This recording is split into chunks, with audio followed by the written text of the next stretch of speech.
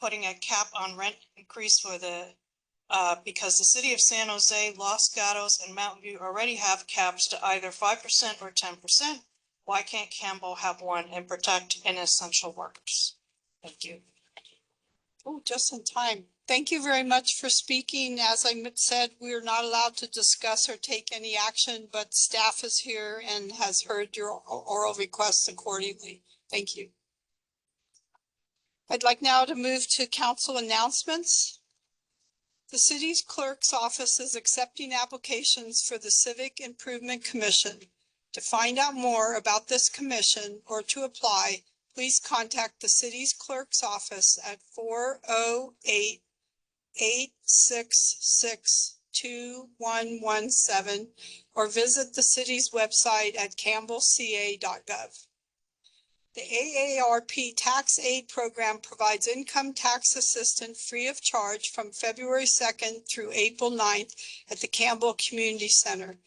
The AARP Tax Aid Program provides tax assistance to anyone free of charge with a focus on taxpayers who are over 50 and have a low to moderate income. For more information, again, please visit campbellca.gov. Spread the love at Campbell's 47th Annual Valentine 5K Run Walk on Saturday, February 10th at 9 a.m. For additional information and to register, please visit campbellca.gov. For 132 years, Early Settlers and Heritage Day has been a Campbell tradition, and it is now the longest running community celebration in all of California. The event pays tribute to the history of Campbell and those who pioneered its beginning. The 2024 celebration is scheduled for Monday, February 19th from 11 a.m. to 2 p.m. at Orchard City Banquet Hall. The guest speaker is Campbell's Historical Museum Supervisor Carrie Perkins. Additional details can be found at the Chamber of Commerce website. Please visit Toast Band. The Ultimate Bread Experience will be performing live on Thursday, February 22nd at 7 p.m. at the Heritage Theater. For tickets information, please visit campbellca.gov. The city of Campbell is committed to supporting its citizens by strengthening its neighborhoods. The city offers grant funding to help neighborhoods build a sense of community through a Neighborhood Association Assistance Grant Program. The application period is now open through 5 p.m. Friday, February 23rd. Neighborhood associations within the city of Campbell are encouraged to apply. For more information, again, please visit the city's website at campbellca.gov. Join Valley Water's diverse network of leaders and advocates willing to serve the community as water ambassadors. Water 101 Academy is a free leadership program that educates and empowers community members to become leaders on local water issues. Application period closes at 5 p.m. on February 23rd. For more information, please visit valleywater.org. City offices will be closed on Monday, February 19th in observance of President's Day. Police and emergency services will remain open to the public. Thank you. The next item is the consent calendar. Are there any council members, city staff, or members of the public that would like to pull an item from the consent calendar? Seeing none? Yes. I don't want to pull any items, but I did want to note for the record items 9, 10, and 11. There are 3 significant projects that the city has completed, and all 3 were under budget. And as a result of that, approximately $60,000 is going to go back to the CIP. And I think that's worth noting, and thanks staff for their diligence. Thank you for bringing that to our attention. Does anybody else want to have any comment? No? Seeing none, I'll entertain a motion.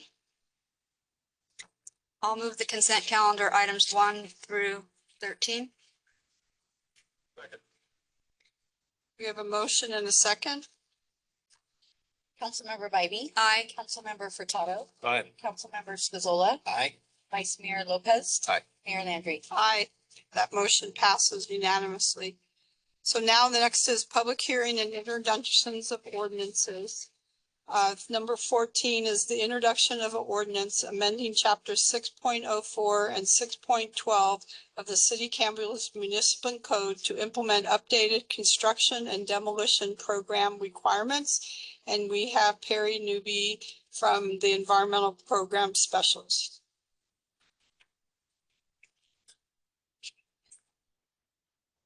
Oh, it's on. Oh, thank you. Good evening. Thank you for having me, council members. My name is Perry Newby, and I am the Environmental Program Specialist with the Public Works Department. And today I'd like to introduce an ordinance amending Chapter 6.04 and 6.12 of the Municipal Code, effectively implementing new construction and demolition processes. It's also called C&D program, so I'll probably refer to that quite a bit. This amendment is in the response to a directive from the West Valley Solid Waste Management Authority Board. And just as a background, we are part of a joint power authority. And this authority is responsible for implementing solid waste programs, as well as managing the hauler and facilities processing all of our solid waste debris. We do have a current contract with West Valley Collection and Recycling. It is due to terminate at the end of this month on the 29th, but we will be issuing a new contract with them on March 1st. And it's under the board's direction to actually remove a scope of work item that they used to have in the previous contract. So currently, they are allowed exclusive rights to hauling the construction and demolition debris within our city. And under board's direction, they'd like to remove that scope of work. So with that direction, the authority was told to create a semi-open market program for C&D materials. And with that, we would also like to be able to ensure that the facilities and haulers that are provided for these projects are actually also meeting state requirements. So to meet the open market concept, we are going to be implementing about 10 haulers and 10 facilities that are allowed to work with our contractors within our city and provide hauling facility services. So the amendment to these chapters is to remove the exclusive hauling right from the current contract, which was adopted into our Muni Code. To open that up, and then the amendments include revisions of definitions, which reference the exclusive hauling right. And it also goes into a bit more details about the applicable construction projects and how the C&D requirements apply to them.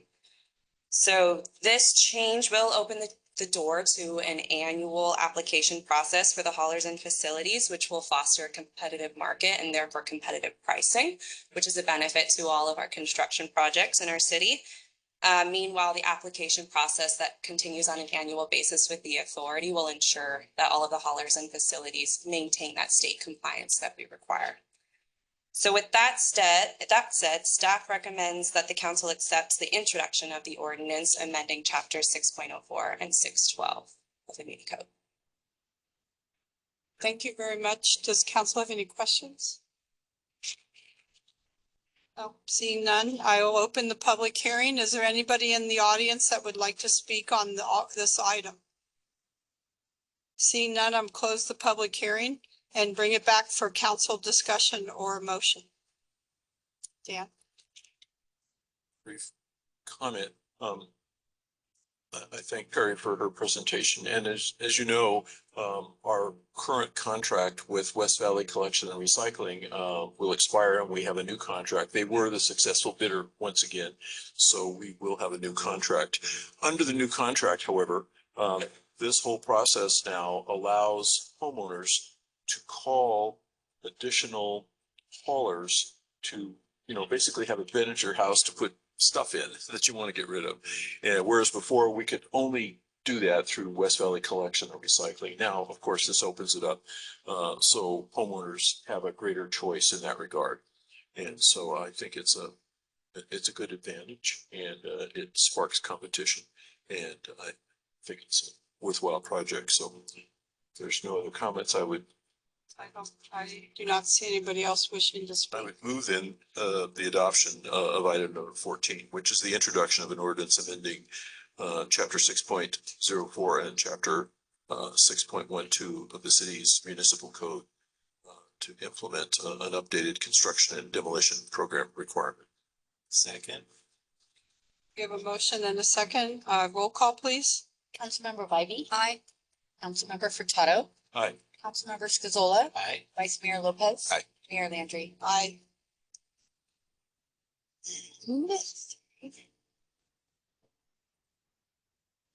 An ordinance of the City Council of the City of Campbell amending chapter 6.04 and chapter 6.12 of the City of Campbell Municipal Code to implement updated construction and demolition program requirements. Move that further reading be waived. I'll second. We have a motion and second. Roll call, please. Councilmember Ivy. Aye. Councilmember Furtado. Aye. Councilmember Scazola. Aye. Vice Mayor Lopez. Aye. Mayor Landry. Aye, that motion passes unanimously. Next is our new business. The city council to authorize the issuance of request for qualifications for materials testing on-call services, approving and awarding a contract for the most qualified consultant, and authorizing the Public Works Director to negotiate the terms of the consultant services agreement and the city manager to execute said agreement. And we have a presenter, Amy Olay, our city engineer.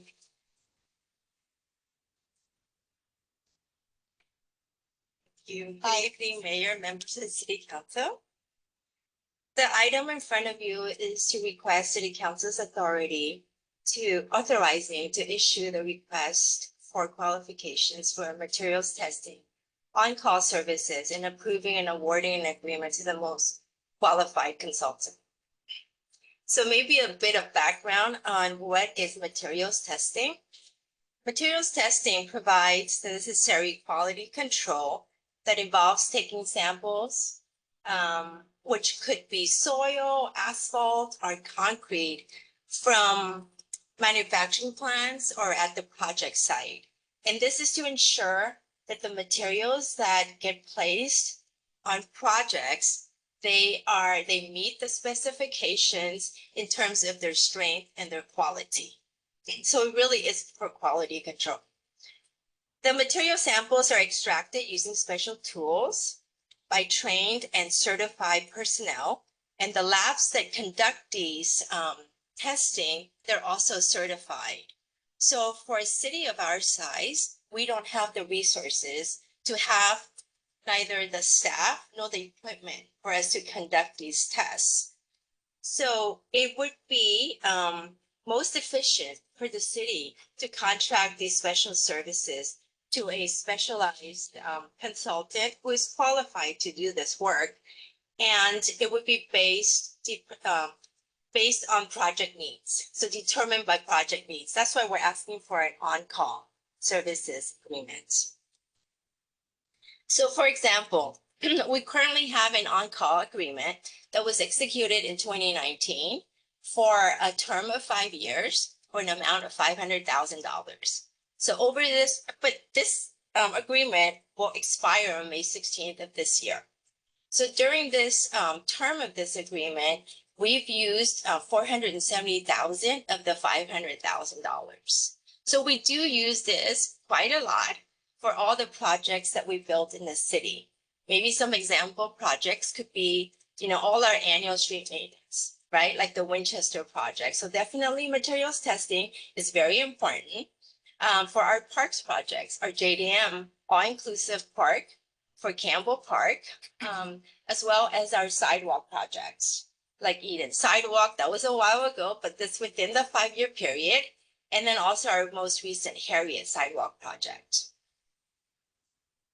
So the procurement process that we follow adheres to the Caltrans Local Assistance Procedures Manual, which also limits the term of the agreements to be 5 years. And the reason why we want to follow Caltrans is so that when we have projects that, regardless of whether it is funded with federal funds or non-federal funds, we can use this contract. So that would save us time because going through the procurement process, especially adhering to federal requirements, takes a long time. It takes longer than our usual process, right?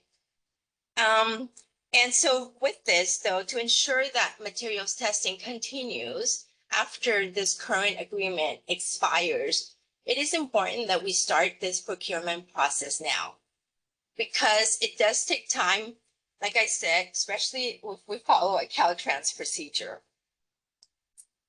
Now, to plan for upcoming materials testing needs, we look at the adopted 5-year CIP program to help us determine what the estimate would be, how many projects, and what sort of funding we should use, right? And then so for this, we've approximated $300,000 for the first 3 years. So roughly $100,000 per year. And that could vary based on the complexity and the scope of the projects that are in front of us.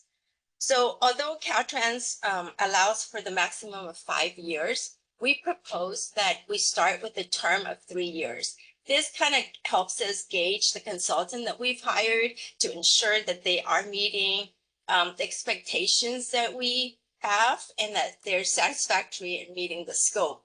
So then we would ask for an option to extend for an additional 2 years for a maximum of 5 years.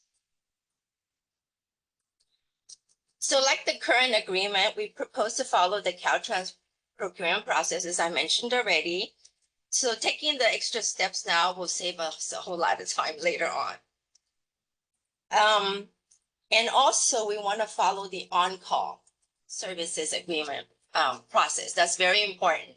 So that, or maybe I should back up a little bit. The way how on-call service agreement works is that when a project needs materials testing, we would issue a purchase order. And when we do that, that project will be paying for those services, meaning that then when we execute this agreement, we don't need to procure that large amount of money. So each of the services, each of the purchase orders will be funded through the individual projects. And by having an on-call agreement, it saves us time, saves us resources. So when we do need materials testing, we can go ahead and call this consultant that's basically a retainer to the city. So with that, staff seeks council authorization to issue a request for qualifications for materials testing on-call services, approve and award a contract to the most qualified consultant in an amount not to exceed $300,000 for an initial term of 3 years with the option to extend the term for an additional 2 years at $200,000 for a total of 5 years with a cumulative not to exceed amount of $500,000. And authorize the Public Works Director to negotiate the initial terms of the consultant services agreement and any amendments thereafter, and the city manager to execute said agreement and amendments. However, with that said, we have just been advised earlier by the city attorney that contracts that exceed $50,000, the Muni Code requires that the city council will need to approve the contract once it has been negotiated. Thank you. Any questions? Sergio? Yeah, my question is, I think it all makes sense. I fully support it. I'm just wondering if in 5 years we almost went up to 500,000, and just with, I know cost of everything going up, do we think that 300,000 will be enough for our needs over 3 years? Or could that be squeezed, if costs go up and we can't get as much for the same amount? I think that based on the projects that we see in the next 3 years, 300 should be adequate, right? But if we see that we run out, then we definitely will want to come back to council and ask for any extensions. But if we ask for and we get the approval, it's really for 500,000 for, hopefully it'll last us for 5 years. And really this is based off what's in the pipeline of. Yes, yes. So we use the adopted CIP as our gauge. Good.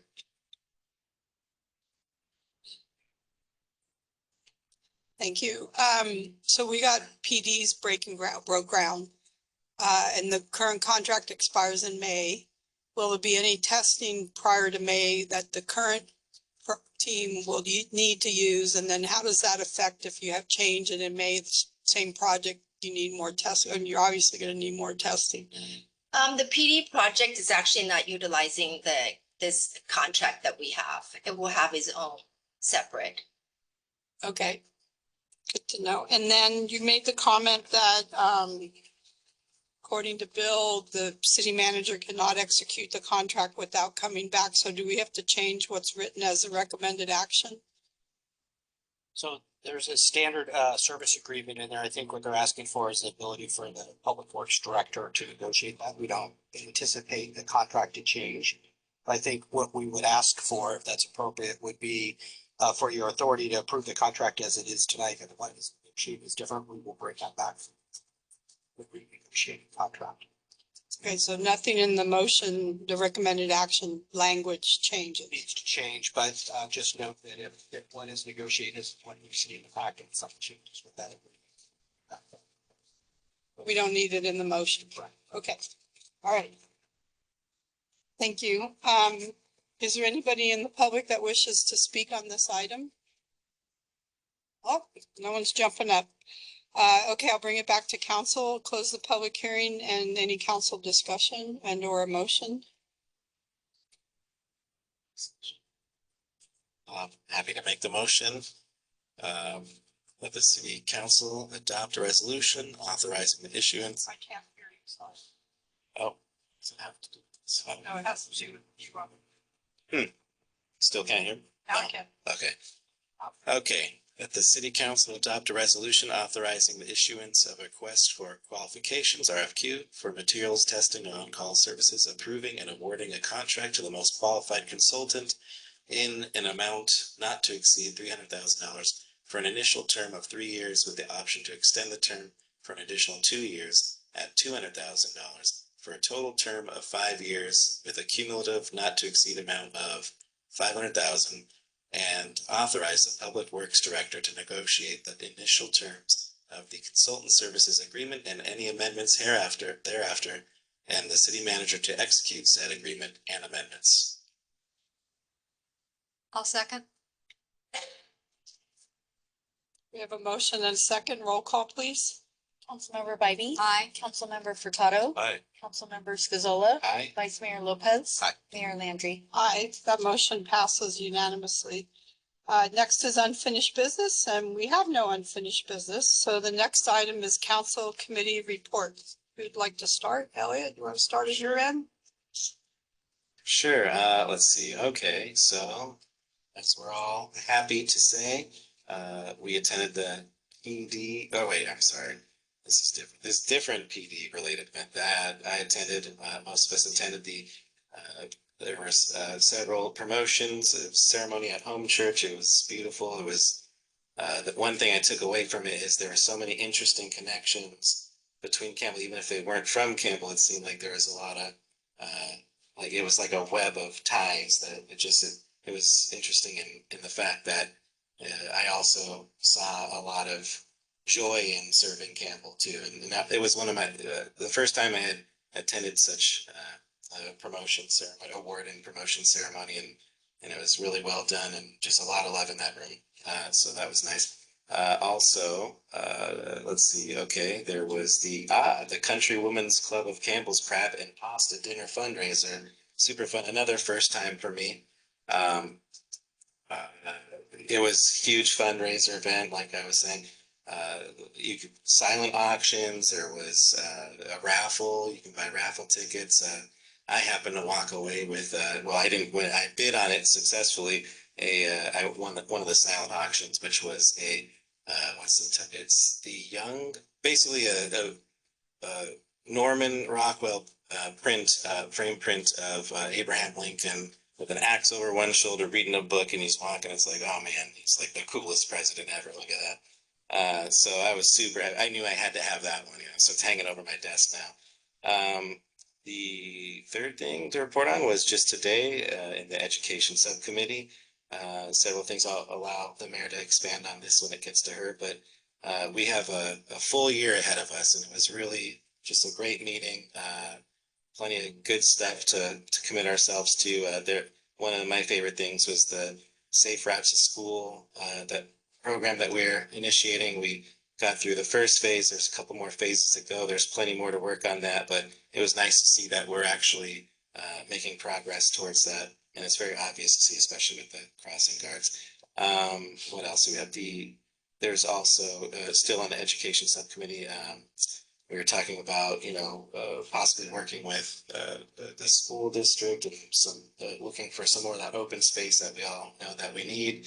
All kinds of good possibilities. Working, like I said, I'll let the mayor expand on that, but I feel like you are definitely the leader in that committee, so I want to give you all due credit. So I'll let you take that on. But yep, that's what I got. Thank you. Was that with the elementary school district? Yes, and high school. Oh, both. I see. Both. Oh, very good. I attended the meeting of the County Board of Supervisors today. One of the items was there to potentially fund 2 positions with a grant that would then kick in for a 3rd position of 3 positions for veteran service officers to work at the Veteran Service Center to augment the current staff, which is overworked. And these specialists work with veterans and helping them to successfully negotiate an application for veteran benefits. And fortunately, the board did vote 5-0 to support this measure, so it was a successful venue, and I think it's going to serve our veterans well. I recently attended the board meeting of the Solid Waste Board, and I think I've mentioned before, and it was of course mentioned tonight as well, that the current contract is expiring, and West Valley Collection and Recycling were the successful bidders of the new contract, which was actually negotiated before I took office by the previous board. And part of this process, not as a result of the negotiation, but just West Valley Collection and Recycling management of the organization that supervises even them, brought in new management experts to improve and change the management direction of the whole business, which I think will result in successful business operation. The one thing that will increase our rates, unfortunately, but they were the successful low bidder. So if we were to have negotiated with anyone else or the previous board, the prices probably would have been higher. So part of the process, and this is what the new management is going to emphasize, is greater outreach to the public to explain exactly the costs and what they are and why. So, and the state of California recently passed legislation to require that the color of the various collection bins for either recycling or organic waste or trash conform throughout the state. So the district will have to distribute new containers to match the color requirement. So there'll be further outreach, presumably, so that the public is well aware of what's coming. Unfortunately, it does mean an increase in rates, however. I also attended the recent meeting of the Stormwater Management Board, and as you're aware, of course, stormwater is that water runoff that runs into the gutters and makes its way to the creeks. And there are new standards within California to require a greater level by cities and other entities to minimize as much as possible in order pollutants that get into stormwater. So for virtually all or most of our gutters, we have special filters to trap many of those things to, if you will, purify the water some, so that when it runs into the creeks, eventually makes its way to the ocean. The creeks will remain, cleaner than they would otherwise, and which also means then, of course, our staff is faithful about going around and cleaning these filters periodically to make sure that they continue to function, as well as prior to the storms we had going to various sites and preemptively raking leaves and clearing the gutters so that the increase in water would actually find its way properly to the gutters. And then I should mention that I will be attending later this week the Silicon Valley Regional Interoperability Authority Board.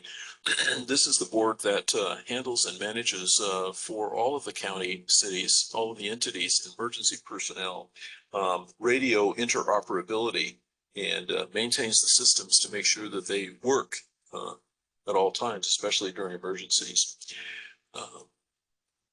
We have come to realize, and I may have mentioned this to you before, but we are taking further steps now, and we're working with the cities to increase the amount of money coming in to the authority, to increase the percentage of money going to reserve funds. We feel the need to start early to build up the reserve significantly for enhanced improvements and new technology that inevitably will come to radio operations. And this, needless to say, is very expensive. It's probably not going to occur in our public service lifetime on these boards, because it'll be well into the 30s, I suppose, at least 10 years from now or so. And but we feel the need to begin this process early, so that it's a gradual process, so that when the time comes that the equipment does have to be upgraded and or replaced, the money will already have been there, because the cities have made smaller sacrifices for many years. So this will probably be finalized here shortly. We're continuing to work on that. So I'll just leave it at that. Thank you. Sergio? Sure. I'm happy to go. So, attended, well, of course, we had our city council staff retreat, so really appreciate everyone's participation in that.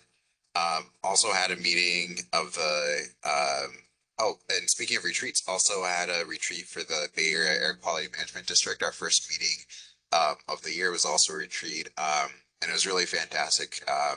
We heard the perspective of Native American tribes and some community members who have been active with your district, and we actually went out into some of the impacted communities. It took place not at our usual headquarters, but at Bayview Hunters Point in San Francisco, which is what's known as an AB 613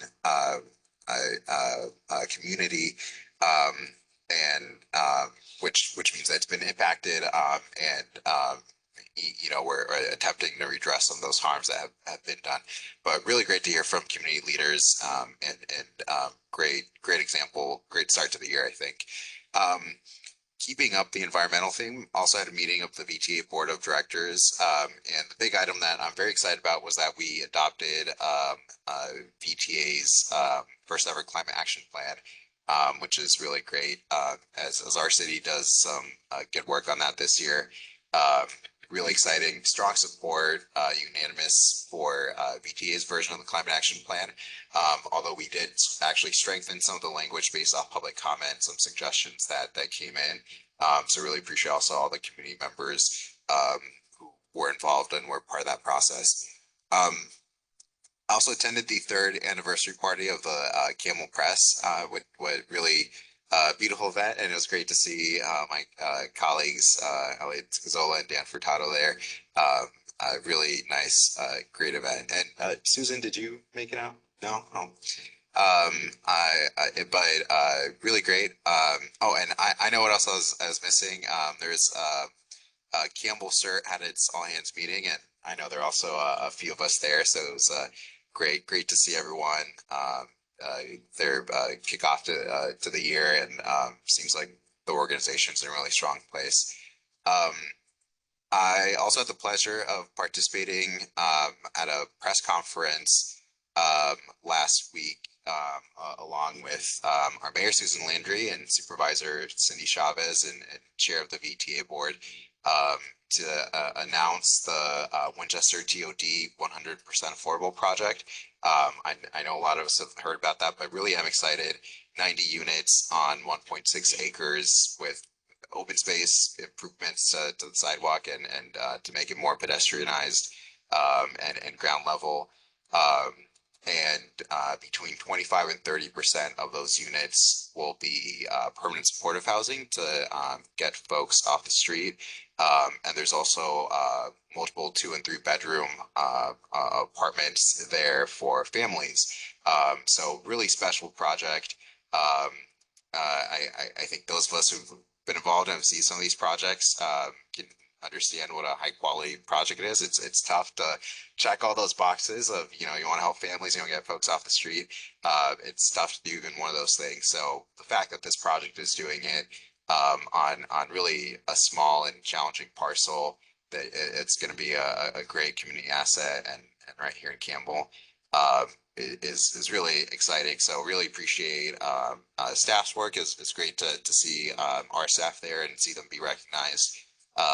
Our private partners with Related California and Path Ventures, County Office of Supportive Housing, and VTA really was a great team effort. And I think those were the highlights. Ann? Thank you. I attended the first meeting of SAVACA last week, and I was selected to serve as chair this year of that board. And I attended the PD groundbreaking, which was very nice and well attended, and also the promotional ceremony last week. Well done and well organized, and very nice to see our officers being promoted upwards, and all the families and friends that gathered to support them and congratulate them. That's it. Great, thank you. Boy, I had a busy 2 weeks here, and then I don't have anything for 2 weeks. So Saturday was the library forum. It's an annual event, and I think there was maybe 100 people there. The guest speaker wrote a book about play and how interactive libraries are becoming. They had a woman on Zoom who designs the play spaces that are libraries. It's no longer quiet stacks to walk through. There's beautiful interactive play pieces. Each library in the county is going to have a theme. Ours, they're going to have a water tower robot theme. Each library has a different one, but it's climbing things, all inclusive, accessible, a really wonderful speaker. The Library Joint Powers Authority also met, which I'm the chair. And the woman who talked about the play at the forum also spoke at our library JPA. I also attended the Winchester Housing event last Friday. Rob was there, and our new housing person, I forget her name already, I'm sorry, Eloise, I think.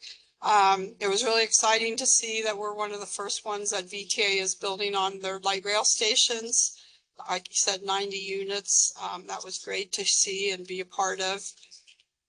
One of my committees is Valley Water Policy Advisory Committee.